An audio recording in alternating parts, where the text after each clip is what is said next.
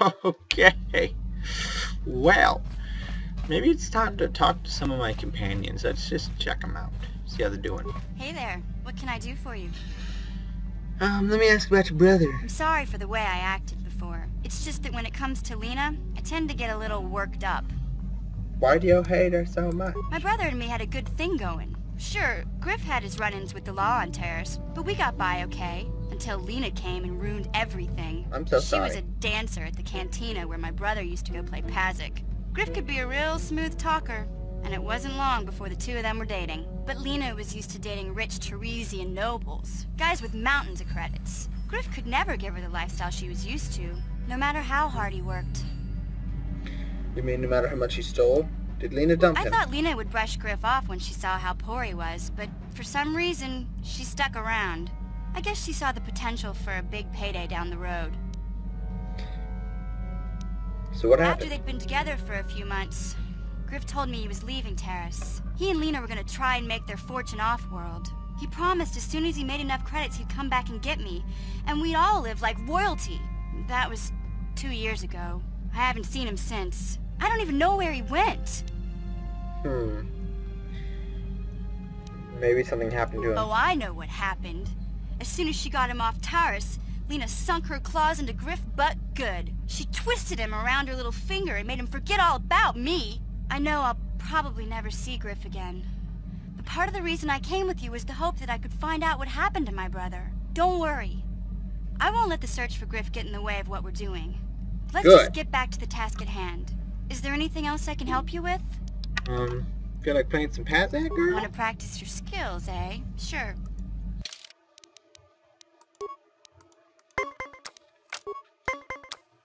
Bet she's better than me, though. Oh, why did I do that?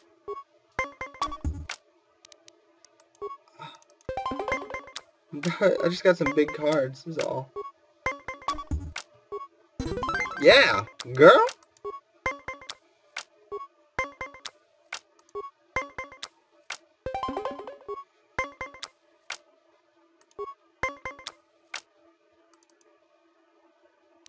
You can have it.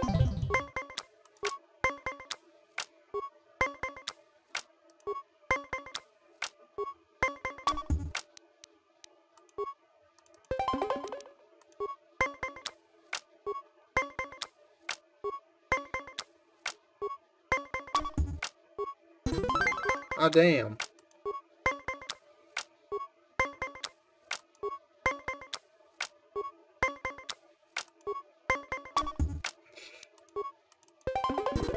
Yeah! Woohoo! Sucker! I'm leaving you. JK, JK. This way. Beautiful pod racer. I mean, swoop bike. Yeah, what do you want? What do you want? I was wondering if you had any more war stories. I was one of the best youth warriors in the clan Ordo in my time. No one before me had mastered the power of our basilisk war droids as quickly as I had. Except Mandalore himself, of course. In those days, we were sweeping across the Outer Rim, destroying all who fought us. Young Mandalores would prove themselves in real combat with unknown opponents above 1,000 worlds. Each brought back stories of his achievements. What was your story? I remember it well, orbiting high above a placid world, its defenses just stirring. As was tradition, I would go ahead of the first wave to find enemies in the thickest fighting. I remember sitting there in my armor, linked directly with the basilisk thrumming beneath me, my heart racing with fear of the coming battle. I don't think Mandalore's got afraid. Every new warrior has to fear to understand how to beat it. You must know that. The doors opened in front of me, and the air was sucked out of the drop bay, scattering crystals of frozen vapor across my path. I can't describe what it feels like to look directly down at a world, falling continuously as you circle it, with barely 15 centimeters of armor plate protecting you. When the magnetic locks disengaged on my droid, I plunged out of the drop bay towards the battle that waited below. You dropped from orbit riding a droid? That's freaking cool.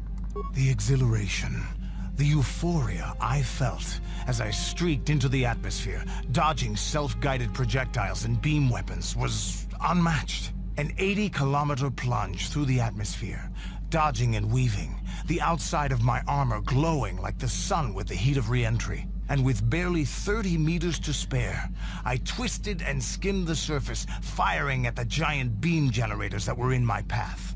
The explosion from that sent shock waves that leveled the entire complex around it.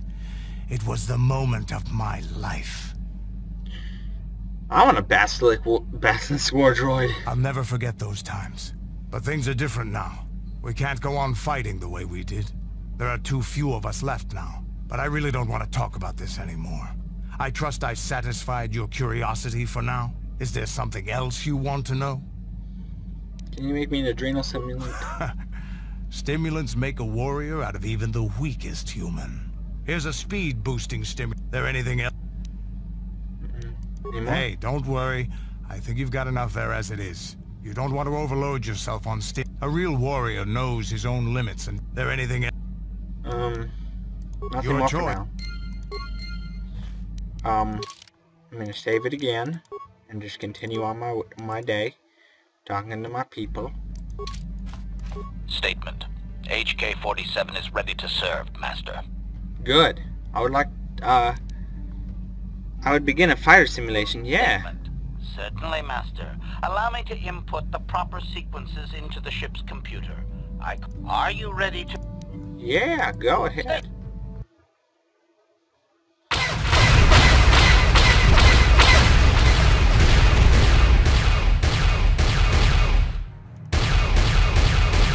Come on, buddy.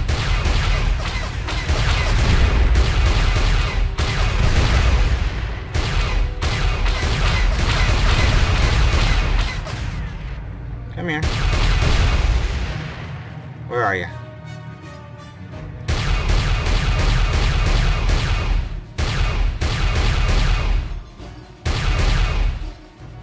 Oh, don't go underneath the ship, you cheater.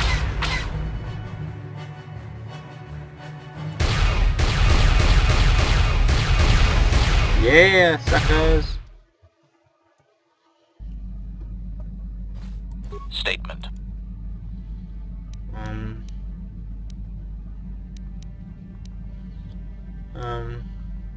I'd like to know more about the Statement. functionality.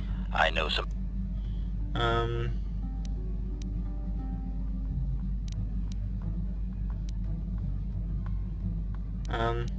Death. Qualification.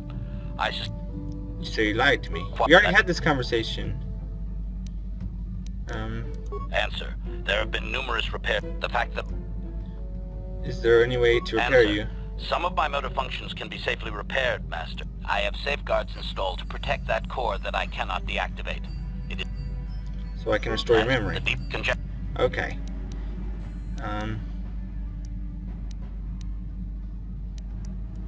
It is... Okay. As you... Well, shoot, I thought I was gonna... Well, I think that if you actually repair its memory, it actually turns out that he was actually Revan's assassin droid, which is crazy. Okay, let's talk to you. Got something on your mind? This episode might be kind of long because I'm talking to all these guys. Why did you decide to come with me? You got yourself a fast little ship? I'd forgotten what engine sounded like. The closest thing to that on Kashyyyk is an Uller in mating season. Oh. Frightful.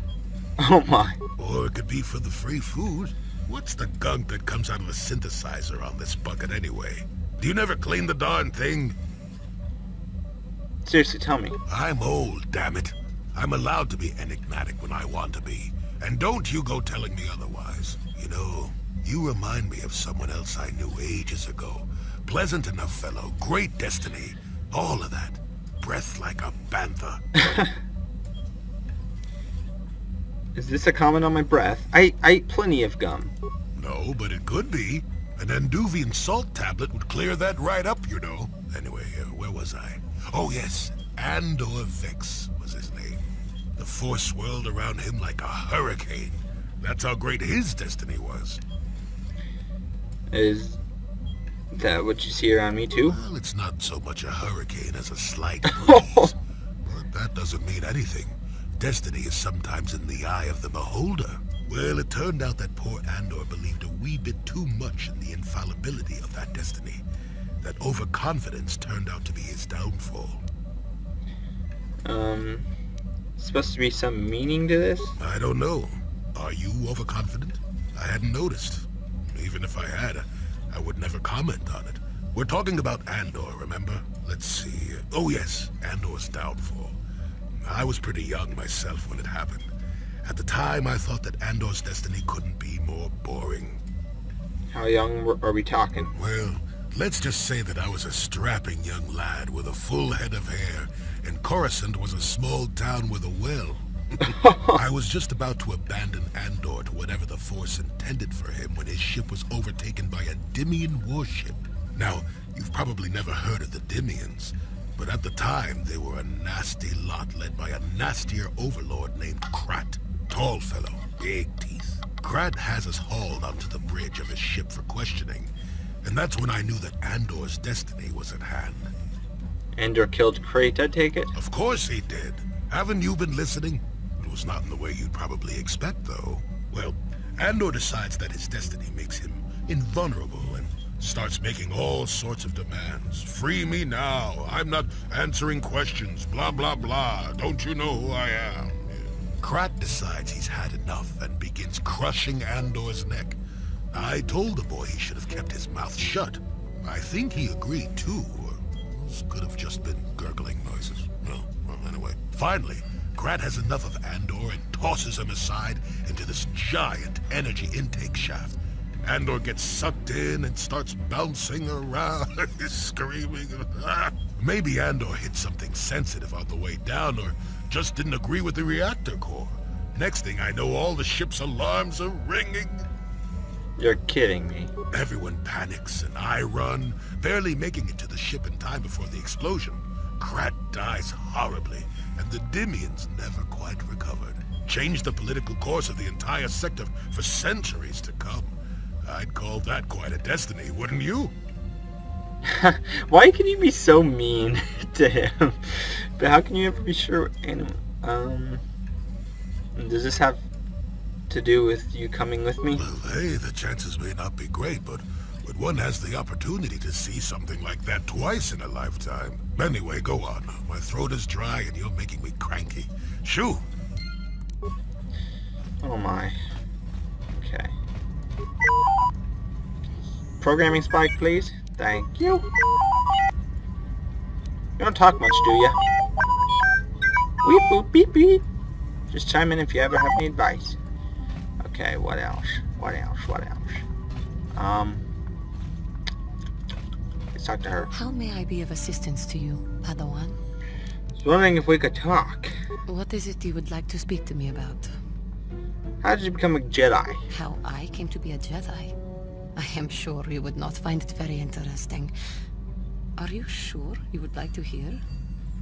Please, continue. Well, it goes back a number of years. Back on my homeworld, we did not see Jedi very often, especially where I lived.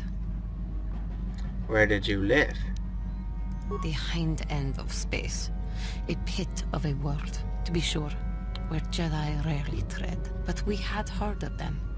Well, everyone had, so that is not to be unexpected. Champions of truth, defenders of justice, heroes of the Republic. It was very easy for a child to be enthralled by their image, their mystique. Maybe I was one of those children. Did you meet a Jedi? Yes. Yes, I did. When I saw a Jedi for the first time, they lived up to everything my imagination had created them to be. I was awed, and maybe a little enamored. Enamored? They were quite striking, especially the tales of their leader. From that moment on, I knew that I would have to try to become a Jedi. To lift myself out of the rut I had been living in for years, and to make a real difference, as the Jedi were. The foolish delusions of a child. But this child made it happen. As soon as I was able, I left my world and went in search of them. I found them and was accepted. I had been living my dream on Dantooine for several years before you came, although perhaps I was not entirely ready for it, or not completely suited to the task. Otherwise, I would not have fallen. But thanks to you, I have been redeemed. Perhaps I may yet live to see that dream of mine come true. Come, there is much we should do. Let us not waste time talking. Action is what is needed. Okay. Chewbacca. I mean, Jabbar. Can you make me a grenade?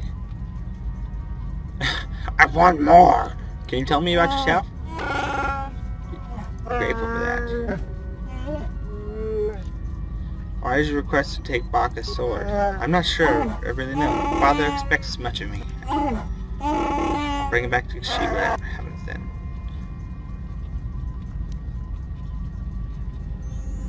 I'm sorry we can't stay on Kashyyyk longer. You have an important mission to do. Alright, let's get going. Okay. Who to talk to now, Karth? Yes, what's in... Been very quiet lately, you know that? Have I been quiet? Suppose I have. I guess I just don't like being left out of the loop.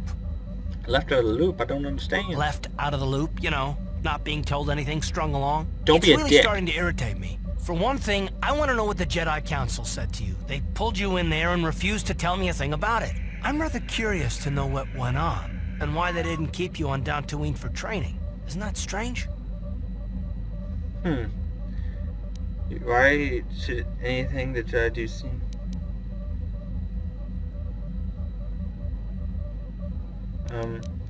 Why didn't you ask Baskin? I'd be more than happy to, but she's as closed-mouthed as the rest of the council. I'm hoping you'll be the one to enlighten me. They thought it was more important that I help find the star map. And why is that? You were a great help on Terrace, but why would they keep you with us? Don't they have to train you? It's none of your business. They said there's a bond between Bastila and myself. Bond? What kind of bond? You mean to say that they told you that you were tied to Bastila in some way? I have trouble believing that. You're a neophyte Padawan who's been saddled with the responsibility of tracking down these star maps. Why? That's not normal. I am not trying to provoke you or to imply that you're somehow responsible for the Jedi Council, but give me a hand here. There has to be a reason. I don't know. Saying that I'm not needed? No, I didn't mean that you weren't wanted or that I want to go. It's just... Damn it. Well, I'll tell you this much. I'm not going to wait around until I'm betrayed again. I am not going to betray you. I am not Saul. Yeah, we'll just see about that, won't we? Look, I didn't mean it that way. I want to get to Saul, not... No, forget it. It just seems that all I can do is insult you, isn't it? Just forget I said anything. Let's just get on with what we were doing. Okay, fine with me. I don't even like Saul or Karth that much. You're just a pansy. You complain about everything. Let's save before I talk to Bastila.